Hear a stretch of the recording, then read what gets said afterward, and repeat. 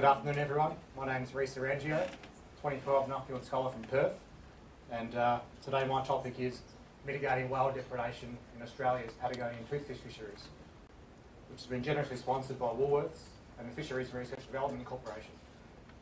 I'd like to thank both Woolies and the FRDC for the support of Nuffield, which has allowed me to undertake this scholarship, and also for their support of the seafood industry in general. Before I get started on my topic, I'll just take you a bit of background about myself and my company to get everyone up to speed. In 2009, I began working for Austral Fisheries as a marine science graduate in a bit of an internship type role. That internship lasted for about 18 months, and it included time on our vessels, which included 1 month on our banana prawn trawlers across northern Australia, and three 3-month trips down to the Southern Ocean to fish for Patagonian toothfish, longlining, trapping and trawling for the toothfish.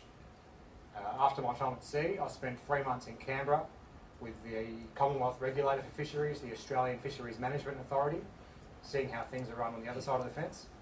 And overall, this intern process really allowed me to understand how we fish, the tight rules and regulations we have to abide by in these fisheries, and just gave me a really good overview of Austral fisheries in general. After that internship process was finished, I began working, I suppose, full-time and properly for Austral Fisheries. And my current role includes the operational, the science and the policy aspects of our Southern Ocean fleet. And this includes attending port calls where the vessels come alongside, unload the toothfish, pack it into sea containers en route to our customers. It includes forward catch planning and catch analysis for our vessels, attending numerous scientific and fishery management meetings across Australia. I'm also the secretary for our international toothfish industry body, COLTO, which stands for the Coalition of Legal Toothfish Operators, and I also run the Austral Fisheries and COLTO websites. So overall, it's a pretty broad scope for me, but it keeps me interested and occupied. A bit of background about Austral. We're a large Australian commercial fishing company with 3 arms, the first of which that I'm involved with, our Southern Ocean fleet. We fish around 2 of Australia's subantarctic islands, Heard Island, which is 4,000 kilometres southwest of Perth, in the middle of nowhere, and secondly Macquarie Island, also in the middle of nowhere, 1,500 kilometres southeast of Hobart.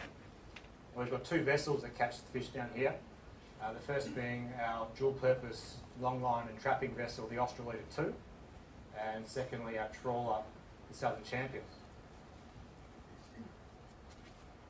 Now down there we catch 2 species in particular, the first being Patagonian toothfish.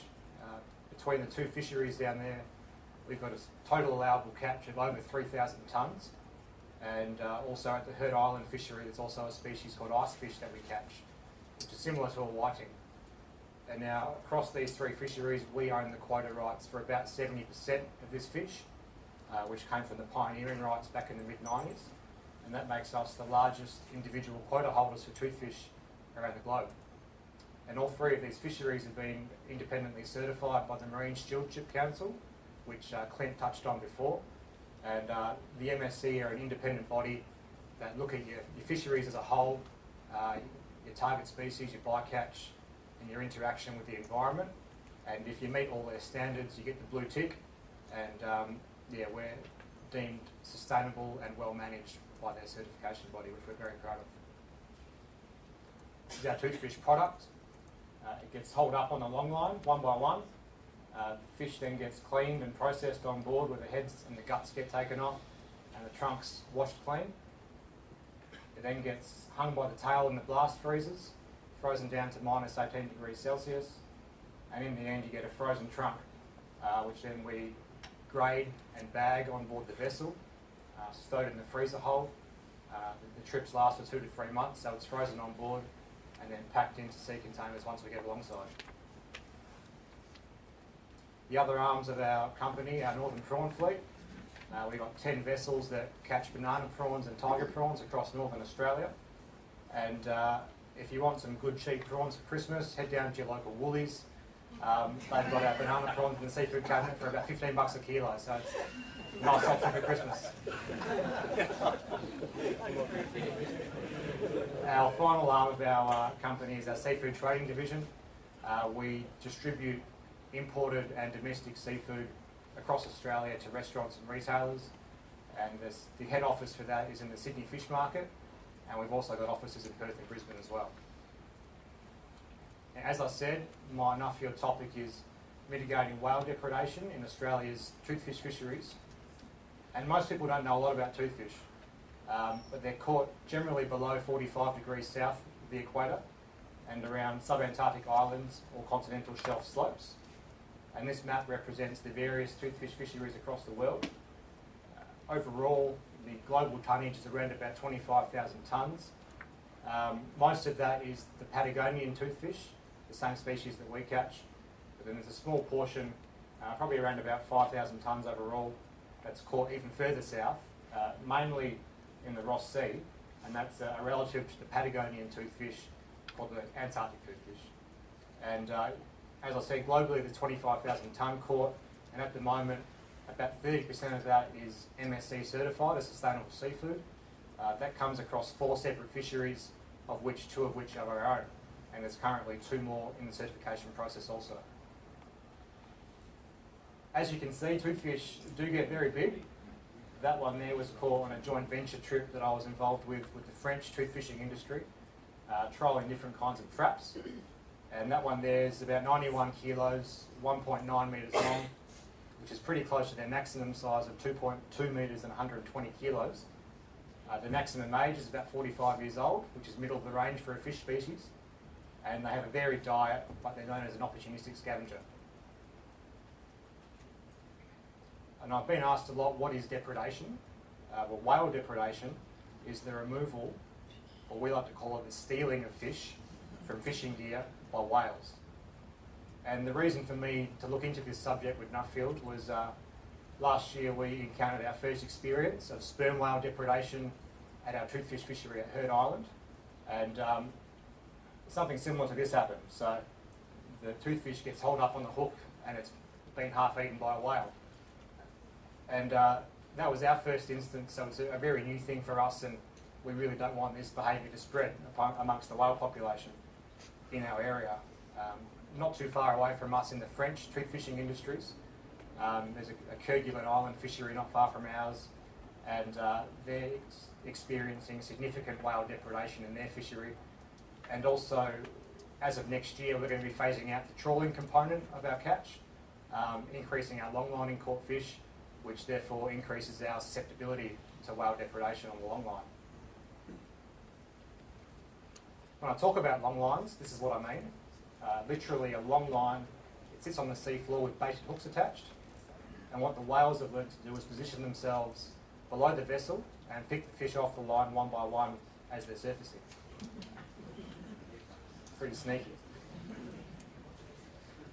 This trend seems to be increasing across the world, and it's occurring in all oceans across the world as well. And this map shows those affected fisheries, the main culprits being sperm whales and killer whales. The fisheries that I focused on were generally those closest to the poles, as they've got the most in common with our own fishery. And the countries I visited while I was away were Chile, off the back of our global focus tour, which finished in Brazil. And then I came home for a month, and my fiancée Mel came along, and we went to Norway, Belgium, France, into Alaska, British Columbia, and ended in California. And there I spoke to fishery scientists, fishermen, gear suppliers, and government that have been involved with depredation across their various fisheries. And it was quite obvious after speaking to these people that killer whale depredation is the worst outcome you can get. On average, the killer whales take about 25% of the fish from the line, or they take or they damage it, so it's no good to us. And sperm whales are the other culprit, on average taking about 5% of fish. At times this does blow out to figures as high as 75% if the whales are feeling particularly aggressive. And I've got a couple of video stills here which are from the only underwater video footage of whale depredation in the world. On the left is some sperm whale depredation occurring in the Gulf of Alaska in their sablefish fishery, and the central photo is killer whale depredation occurring in the French Crozet Islands toothfish fishery. And if anyone wants to see those videos, they're on my Nuffield blog. Mitigation options. Around the world, had a look at all the different fisheries and seeing what they were doing, and my aim was to find what might be the best fit for us moving forward as a company. And I must say that we're not out to harm the whales, we're simply trying to deter them, distract them, or even better for us, to avoid them altogether. And unfortunately there's no silver bullet, but I did find a few options that I think do have potential for us moving forward. As I said, I went to Chile and France, and the two guys next to me in the photo, Paul Tixier on the left and Christophe Guinet on the right, they're both toothfish scientists based in Western France, working on the two French toothfish fisheries in the Southern Ocean. And last year they wrote a paper describing some recommendations to the French toothfishing industry to try and decrease whale depredation events. And their advice to fishermen was, first of all, to decrease your line length, decrease your fishing depth, and decrease your hauling speed. Increase your hauling speed. And this is in the effort to try and ensure that if the whales do arrive, there's not a large amount of line left in the water, not giving them the chance to depredate to a large extent. And following on to that, their second bit of advice was to, if sperm whales or killer whales were spotted close by the vessel, to stop hauling, to buoy off your line, which means to reattach the surface buoys, drop the line back down to the sea floor where the whales can't get to them, and also move away, move at least 40 miles away. And it was found that this 40-mile range significantly decreased the chance of the whales finding the vessel again within a couple of days. Another option is fishing gear, and we use an automatic long line where hooks are fed through an automatic baiting machine, although most of the fishermen in South America use a manual long line method called the catch la terra method, where they individually hand bait each hook. And the guy I'm standing with there is Professor Carlos Moreno from Valdivia in Chile, and he's been, I suppose, the guy that's been largely involved within the science side of things and developing the catch la terra, which is a meshed protective sleeve that protects the fish from the whales. And the way that it works is, while the gear's fishing, the catch la terra floats as it's positively buoyant, so it stays away from the fish and the hooks. But then as the gears hold up to the surface, the force of the fishing gear up through the water forces the catch la terra down over the fish and therefore protects it from hungry whales. This has been really successful against sperm whales, but the killer whales have actually devised a way to get underneath the net, work in pairs to outsmart the fishermen once again. So for us, this isn't really a viable option, even though it does work for sperm whales, because it means that we'd have to completely change our vessel setup and our gear setup. We'd need more men on the boat to work this gear, and it would also mean that we're shooting less hooks per day. So overall, it would slow the process down, and it wouldn't be very profitable for us. On the other hand, traps have proven to significantly eliminate whale depredation, as once the fish are inside the trap, the whales can't get to them. And we've got a trap supplier over in France, in Western France, and Mel and I visited him for a couple of days, stayed in his lovely coastal home. He took us out trap fishing with a couple of new types of traps that he's tried, and they were quite successful there. We caught a couple of crays and a couple of fish for dinner, so that was good. And this photo here, these collapsible pots, they've been found to catch about 17% better than the original traps we were using for toothfish over the last few years. So we're taking the vessel down in December for potentially its last trapping trip, because in the last few years we've lost a lot of money trying to figure out how to fish efficiently with traps, and hopefully these new collapsible traps will prove the difference, and we might be able to break even and in the future years make some money off traps and eliminate whale depredation. But at the moment it's 50-50, so I'll have some more answers as of at the end of summer once we go down and try these new traps, but yeah, it's an interesting process, and hopefully they can work for us. Another mitigation option is acoustic devices. These come in various forms, two of which that really stuck out to me over the course of my trip. The first one was the Orca Saver device. This isn't good for us because it only affects killer whales, and as I said, we've only been affected by sperm whales so far, but Against the killer whales, this thing is hung below the vessel and it emits sonar pulses that are aimed to interfere with killer whale sonar, and it just really annoys them.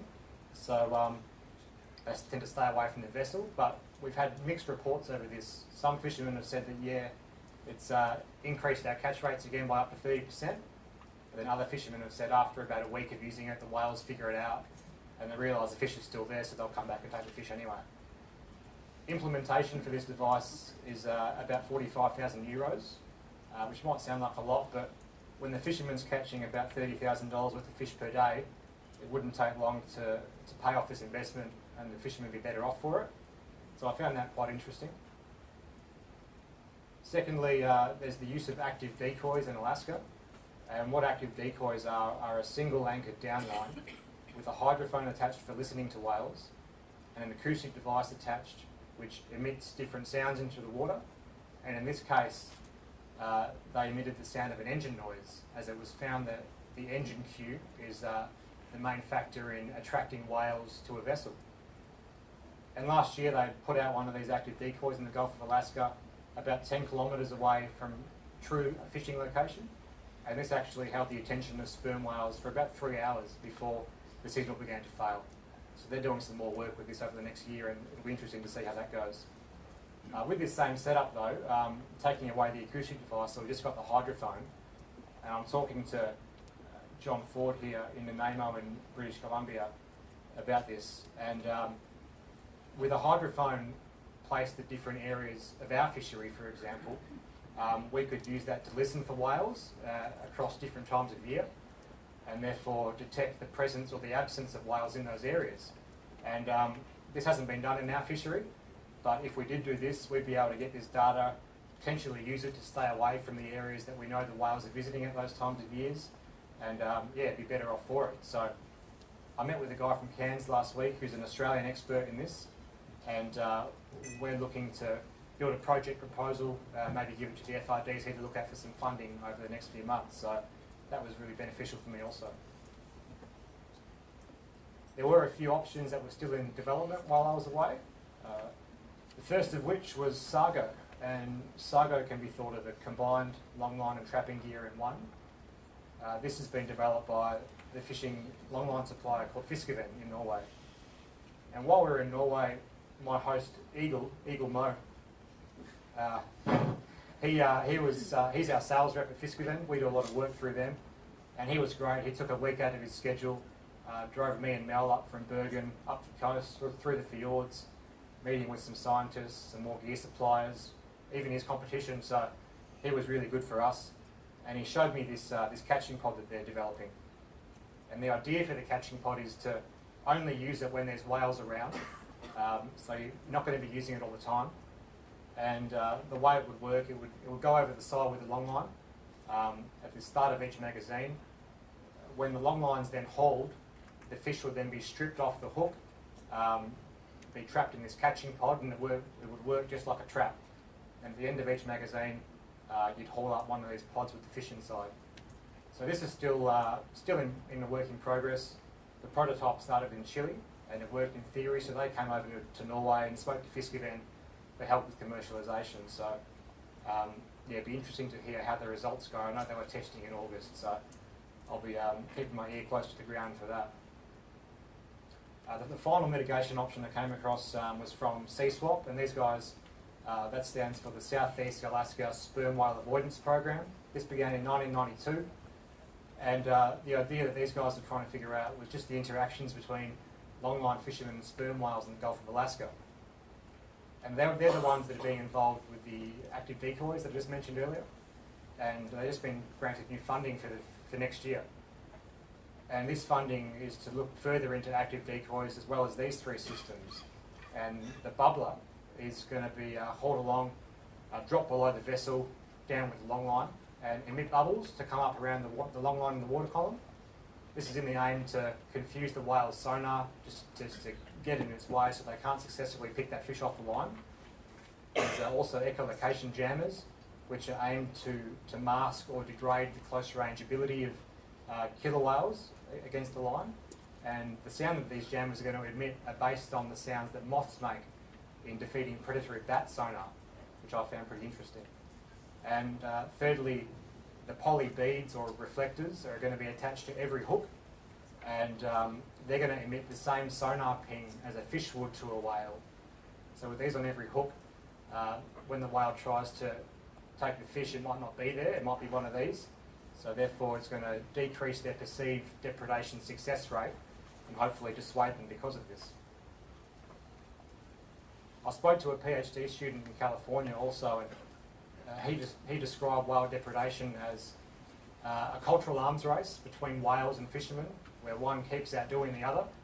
And it was really stuck out to me that no one option is going to work, but the fisherman needs a range of options to work with, and you may have to change those options all the time. So for us at this point in time, after seeing what I've seen, the immediate outcomes for me were to incorporate the French and the Chilean avoidance techniques into our own marine, seabird and marine mammal mitigation plans in the vessel, and also to source the French whale identification catalogues from their Antarctic vessels. So therefore we can compare any whale sightings with what they've already seen in their waters. My recommendations to the Australian toothfish industry is to buoy off any gear and steam away on the sighting of any sperm whales or killer whales in the fishery.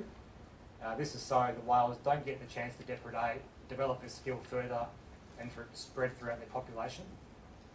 To continue the work with traps, we may be losing money now, but if we can learn to fish efficiently with these traps, it's going to be better for us in the long run. And in the short to medium term, to set up a few of these acoustic listening devices across the fishery. And with this information, we might be able to then avoid the certain areas where the whales are visiting at certain times of year. And lastly, the active decoys may come into play if whale depredation does increase in our fishery. And before I finish, I've got a few thank yous I'd like to go through. First of all, my global focus group, we went away in February and March this year, and I think Smarty summed it up perfectly as I've got now some new friends for life. These guys are great. Had a lot of fun with you all. And thanks for explaining all the farming terms in a bit more detail for me. It was greatly appreciated. Jim Gelch, don't know where you are, but you're a machine. We all appreciate the work that you do. So thanks to you and the team at Nuffield, as well as my sponsors, the FRDC and Woolworths, for allowing me to undertake this once-in-a-lifetime opportunity. It's been life-changing, it's been amazing.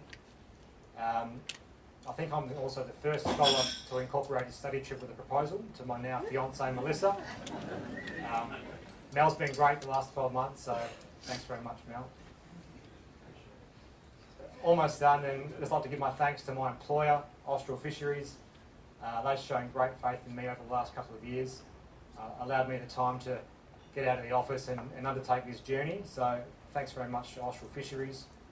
And finally, thanks to CSIRO and Peter Goldthorpe for allowing me to use his beautiful toothfish artwork for my presentation. Thank you.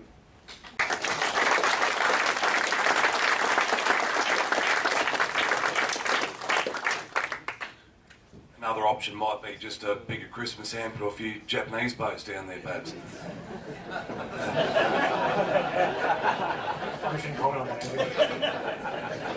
Outstanding, Rhys. It's great to see the work and what you do, and we spoke when you were down at our place about and your interest in agriculture, and it's also our interest in fishing, which and we're so pleased to see what you've done. We've got some questions. Yeah, Clint Sharp, I was the guy that bored you before lunch. Rhys, great speech, mate, great presentation. We've also got depredation issues with sharks, and in particular the great whites, when we're towing the tuna home. We often find these deterrent devices often attract the shark before they repel them.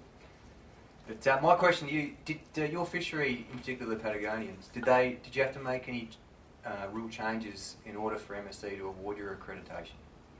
Changes for depredation, just in general? No, in general, across the fishery. Yep, no, I know we had to. Yeah, we're really tightly regulated, being an Antarctic fishery.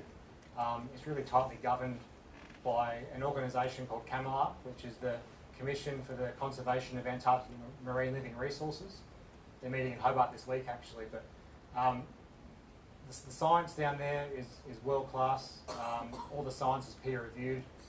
We've already got large marine protected areas in place, and I think we've locked away 39.6% of all grounds shallower than 500 metres are a marine reserve. At one stage, both the Heard Island and the Macquarie Island marine reserves were rated at the 6th and the 8th largest in the world.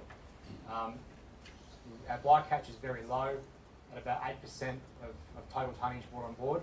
So we didn't have to make many changes, Clint, no.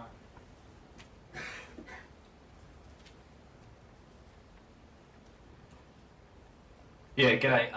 Anthony from Bunaloo in southern New South Wales. I was going to say if you just went to Japan first up, you probably could have solved a lot of problems as well. But I was going to say, in terms of looking for a strategy to keep the whales away, I mean, like it's probably like, I mean, for Rhys it's ducks, and for other people it can be kangaroos, things like that.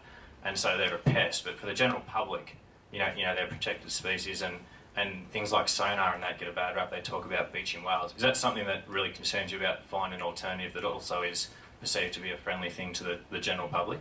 Yeah, very good point.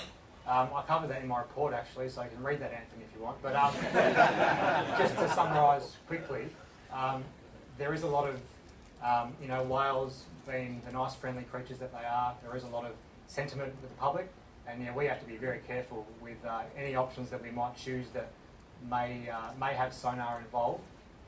We have to make sure that that has been studied thoroughly to make sure that there's no harm being done. One of the guys I met with in Norway, he worked for the Government Agency for Defence, and the Navy in Norway was purchasing these new frigates, and they had to test the sonar capabilities of those frigates before they began using them, because in the mid-90s there was some whale beachings in Greece, I think, and they thought that might have been due to new naval sonar being used. So they went through a whole bunch of tests and went through all the data, and they believed that the sonar that they were using in Norway wasn't going to have any effects on the whales. But yeah, we do have to be very mindful that whatever we use doesn't have any negative connotations towards it. Rhys, earlier today we've heard about career pathways, about entering industries. What's the situation in your industry? In the industry as a whole, the mining industry is taking a lot of our employees, I mean. For me personally, is that what you're referring to, though? Generally. Just in general? Yeah, I suppose the mining industry is taking a lot. In the tooth fishing industry, it's a hard lifestyle. As I said, they're 2 to 3 month trips at a time. So to try and convince people to go to sea for that amount of time, stay away from their families, it's quite a hard ordeal. And when I spend my time at sea, I really, learned and really appreciated what the crew does go through out there. And it's a tough lifestyle being a deep sea fisherman. So I've got a lot of, my heart goes out to their families because they're away from them for so long. But I hope that answers your question. Yeah, Rhys, Dave Brownhill. The thing about the agriculture industry that we've noticed through Nuffield is it's generally highly regulated. You've got a lot of government intervention or a lot of people watching exactly what you do. Now, you've travelled around with these guys, the people you travelled with for 6 weeks. You've looked at agriculture that really no interest of you. But what can we learn in the normal stream of agriculture? The poor old dairy farmers, the grain farmers, and the beef and sheep. What can we learn from that? From your industries that are already highly regulated, where ours are becoming more regulated? I suppose with us, working in the Antarctic especially, and actually I'll change that. Everyone's probably heard of the super trawler that stopped fishing a few weeks ago. I suppose you really have to control the public perception. That's a big thing. And I know some of the industries, whether they be fishing or ag-based, there's a lot of people that can think badly of it. So we have to really control our public sentiment, and this topic's quite sensitive with the whales also. The super trawler was very sensitive with apparently killing seals and dolphins, which personally there's seal exclusion devices in those nets, so I think the government really got forced into that decision by the public demand. And so I think a big one is just public control and conceptions, and There was a line we used a lot on our global focus trip, and it was perception is reality.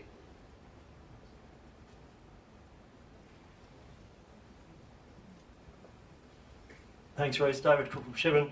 I always thought it would be quite easy to fix the problem, just like Rex Hunt, throw a bit of burley out and the fish would come. But seriously, like, I've got no understanding of how fish work, and you're looking at trying to prevent the take-up of predation by the whales.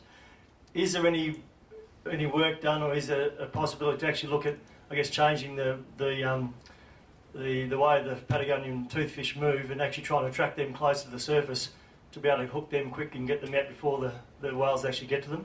Yeah, not at all, unfortunately. The toothfish are a demersal species. I didn't point that out, but so, we catch them down to 2,500 metres below the surface on the seafloor. Generally, about 1,500 is the average depth, but to try and control their movements, not really possible. But I mean, that's why traps are so good, because you can fish at that depth and then haul them up with the whales not being able to catch them. And also with trawl nets as well. We'll probably continue a small portion of trawl caught fish because of our survey requirements. We have to do a trawl survey every year. And once they're in the trawl net also, the whales can't get to them.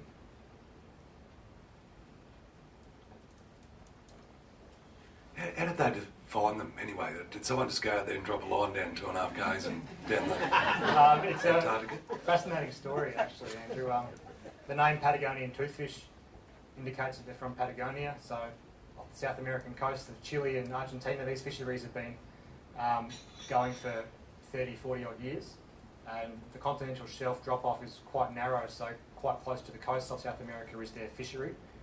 And just over the 80s and 90s, people kind of put two and two together and they started targeting the small islands off South America. There's South Georgia, the Falklands, and then moving east there's the South African Prince Edward and Marion Islands, then the French Crozet and Kerguelen Islands.